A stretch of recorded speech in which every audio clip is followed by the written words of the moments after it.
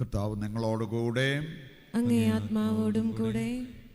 വിശുദ്ധ മർക്കോസ് അറിയിച്ച പരിശുദ്ധ സുവിശേഷത്തിൽ നിന്ന്. കർത്താവേ, അങ്ങേക്ക് മഹത്വം. അധ്യായം 6:30 മുതലുള്ള തിരുവചന ഭാഗം.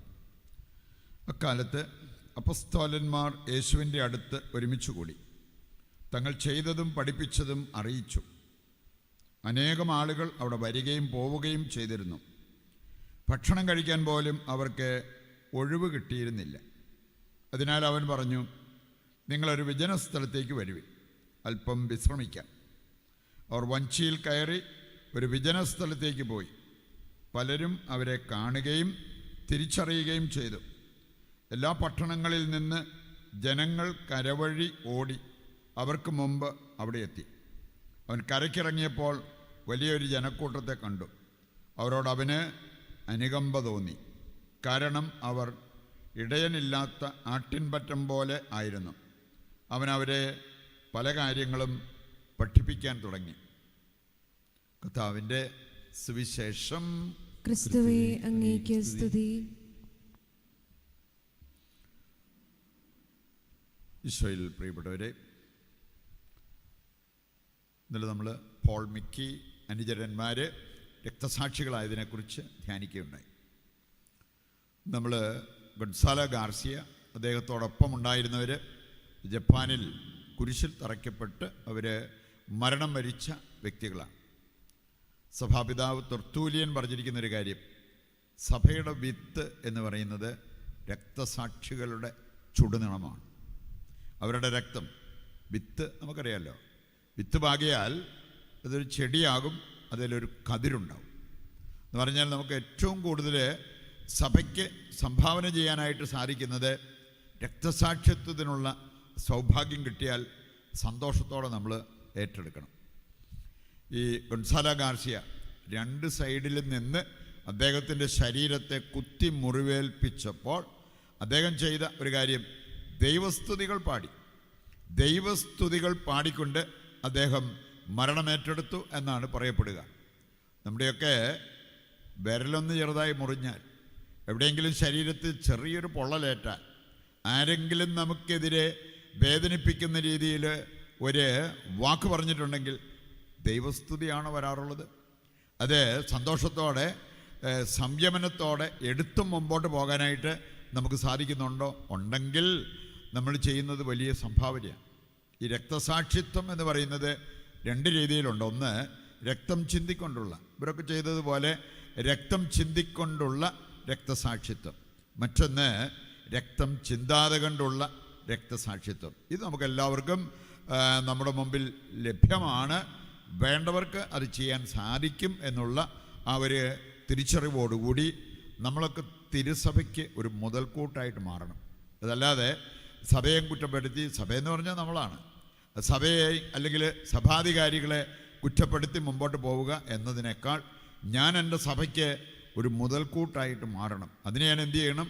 രക്തസാക്ഷിത്വ മകുടം അത് വരിക്കാൻ പോലും നമ്മൾ സന്നദ്ധരാകണം. അത്രമാത്രം ദൈവത്തോട് സ്നേഹം നമുക്കുണ്ടെങ്കിൽ അതെല്ലാം സാധ്യമാണ് എന്നുള്ളത് നമ്മൾ തിരിച്ചറിയേണ്ട ഒരു കാര്യമാണ്. ജപ്പാനിലെ രാജാവ് ഇവരെ പീഡിപ്പിച്ചു. നമുക്ക് സാധിക്കും, റിച്ചാർഡ് രാജാവ്, ഇംഗ്ലണ്ടിൽ നിന്നുള്ള അദ്ദേഹം അറിയപ്പെടുന്നത് റിച്ചാർഡ് ദ പിൽഗ്രിം. അദ്ദേഹം അവിടുന്ന് രാജകീയ പദവിയൊക്കെ വേണ്ടെന്ന് വെച്ചു. എന്നിട്ട് നേരെ റോമിലേക്ക് പോയി. ഇനി അവിടെ പോയിട്ട് ഭക്താഭ്യാസങ്ങൾ അങ്ങനെയുള്ള കാര്യങ്ങളൊക്കെ അദ്ദേഹം ചെയ്തു. ഒരു കാര്യം പറഞ്ഞിരിക്കുന്നു, അദ്ദേഹത്തിൻ്റെ മക്കളിൽ ഒരാൾ കഠിനമായ സീരിയസ് ആയിട്ടുള്ള രോഗാവസ്ഥയിൽ എത്തിയപ്പോൾ അദ്ദേഹം ചെയ്തൊരു കാര്യം, ഒരു കുരിശ് നാട്ടി നിർത്തി. എന്നിട്ട് ഈ കുഞ്ഞിനെ കൊണ്ട് ആ കുരിശിൻ്റെ ആ ചുവട്ടിൽ കിടത്തി ദൈവത്തോട് പ്രാർത്ഥിച്ചു. അത്ഭുതകരമായിട്ട് ആ കുഞ്ഞ് സൗഖ്യപ്പെട്ടു. അപ്പോൾ അതുകൊണ്ട് തന്നെ അപ്പനും വിശുദ്ധനായി, മക്കളൊക്കെ അതേ വഴിയെ സഞ്ചരിക്കുന്നതിന് ഇടയായി എന്നുള്ളത് നമ്മൾ കാണുന്ന ഒരു കാര്യമാണ്. ചരിത്രത്തിൽ നമ്മൾ വായിക്കുന്ന ഒരു കാര്യമാണ്. രാജകീയ പദവി എന്നും വിശുദ്ധ ജീവിതം നയിക്കുന്നതിന് തടസ്സമല്ലെന്ന്. ലോകത്തിൻ്റേതായിട്ടുള്ള എന്തെല്ലാം കാര്യങ്ങൾ നമുക്കുണ്ടെന്ന് പറഞ്ഞാലും വേണ്ടവർക്ക്, ചിലരെ സംബന്ധിച്ചിടത്തോളം അവർ പറയണത് ഇവിടെ ജോലി കാര്യങ്ങളൊക്കെ ആ രീതിയിലായതുകൊണ്ട് നമുക്ക് പ്രാർത്ഥിക്കാൻ പറ്റുന്നില്ല. അതല്ലെങ്കിൽ അതിന് സമയം കിട്ടുന്നില്ല. ചിലരെ സംബന്ധിച്ചിടത്തോളം റിട്ടയറായി, പക്ഷേ എന്നിട്ടും സമയമില്ലെന്നാണ് പറഞ്ഞത്. ഒരുപാട് കാര്യങ്ങൾ ചെയ്യാനുണ്ട്. ഇന്നത്തെ സുവിശേഷ ഭാഗത്തെ കർത്താവ് പഠിപ്പിച്ചൊരു കാര്യം ശിഷ്യന്മാരോട് പറഞ്ഞു, നിങ്ങൾ രാവെന്നോ പകലെന്നോ ഇല്ലാതെ അധ്വാനിക്കുന്നതിലല്ല കാര്യം. നിങ്ങൾ വിശ്രമിക്കേണ്ട സമയത്ത് വിശ്രമിക്കുകയും പ്രാർത്ഥിക്കേണ്ട സമയത്ത് പ്രാർത്ഥിക്കുകയും അധ്വാനിക്കേണ്ട സമയത്ത് അധ്വാനിക്കുകയും ചെയ്യണം. ദൈവാനുഗ്രഹത്തോടു കൂടിയുള്ള അധ്വാനം, അതുകൊണ്ടേ ഫലമുള്ളൂ. അതുകൊണ്ട് എപ്പോഴും നമ്മൾ ഒരു കാര്യം പറഞ്ഞിരിക്കുന്നത്, ഈ സമയം കിട്ടിയിട്ട് പ്രാർത്ഥിക്കാനിരിക്കുന്നവർ ചിലപ്പോൾ പ്രാർത്ഥിച്ചെന്ന് വരത്തില്ല. അതിന് പകരം നമ്മൾ ചെയ്യേണ്ട ഒരു കാര്യം, നമ്മൾ സുരക്ഷിതരായിരിക്കാനും കൂടുതൽ കാര്യങ്ങൾ നമുക്ക് ചെയ്യാൻ പറ്റേണ്ടതിന് നമ്മൾ ചെയ്യേണ്ട ഒരു കാര്യമുണ്ട്. സമയം ഉണ്ടാക്കി പ്രാർത്ഥിക്കണം. വേണ്ട കാര്യങ്ങൾക്കൊക്കെ നമ്മൾ സമയം കണ്ടെത്തുമല്ലോ. അതുപോലെ അതിനേക്കാൾ ആവശ്യമായിട്ടുള്ളൊരു കാര്യമാണ് പ്രാർത്ഥന. തിരിച്ചറിഞ്ഞ വ്യക്തികളെ, നീ സമയമില്ല, കണ്ടമാനം ജോലിയാണ്, അതുകൊണ്ട് കുറച്ച് നാളുകളായിട്ട് ഞാൻ പ്രാർത്ഥിച്ചിട്ടില്ല, അങ്ങനെ ഒരു കാര്യം അവർ പറയത്തില്ല. ഇനി ഇതിന് നമുക്ക് ആവശ്യമായിട്ടുള്ളത് വിവേകമാണ്. ഇന്നത്തെ ആദ്യ വായനയിൽ നമ്മൾ കേട്ട ഒരു കാര്യമാണ്, സോളമൻ ബലിയർപ്പിച്ചു. സോളമൻ്റെ ബലിയർപ്പണം എന്ന് പറഞ്ഞാലൊക്കെ ഒരു പ്രാവശ്യം അവന് ബലിയർപ്പിക്കാൻ 1,20,000 ആടുകളെയും 20,000 കാളകളെയും അവൻ കൊണ്ടുപോയി ബലിയർപ്പിച്ചു. അത്രയും രക്തം ഒഴുക്കി ബലിയർപ്പിച്ചു എന്ന് പറഞ്ഞാൽ വില കൊടുത്ത് ബലിയർപ്പിച്ചൊരു വ്യക്തിയാണ് സോളമൻ. അതുകൊണ്ട് എന്താ സംഭവിച്ചത്? ദൈവം അവൻ്റെ അടുത്തേക്ക് വന്നു, സോളമ നിനക്ക് എന്ത് വേണം ചോദിച്ചോ, ഞാൻ തരും എന്നാണ് ദൈവം പറഞ്ഞത്. എന്തും ചോദിക്കാം, ഞാൻ തന്നിരിക്കും. എന്നിട്ട് പോലും സോളമൻ ആവശ്യപ്പെട്ട കാര്യങ്ങളൊക്കെ നമ്മുടെയൊക്കെ പ്രാർത്ഥനയിൽ ഉയർന്നു നിൽക്കുന്ന കാര്യങ്ങൾ വല്ലതും ആണോ? അവൻ പറഞ്ഞൊരു കാര്യം, കർത്താവേ എനിക്ക് ജ്ഞാനവും വിവേകവും അത് മതി. എനിക്ക് ജനങ്ങളെ നല്ല രീതിയിൽ അവരെ നയിക്കണം, അവരെ സ്വർഗത്തിലെത്തിക്കണം. അതിനെനിക്ക് വേണ്ടത് ജ്ഞാനവും വിവേകവുമാണ്.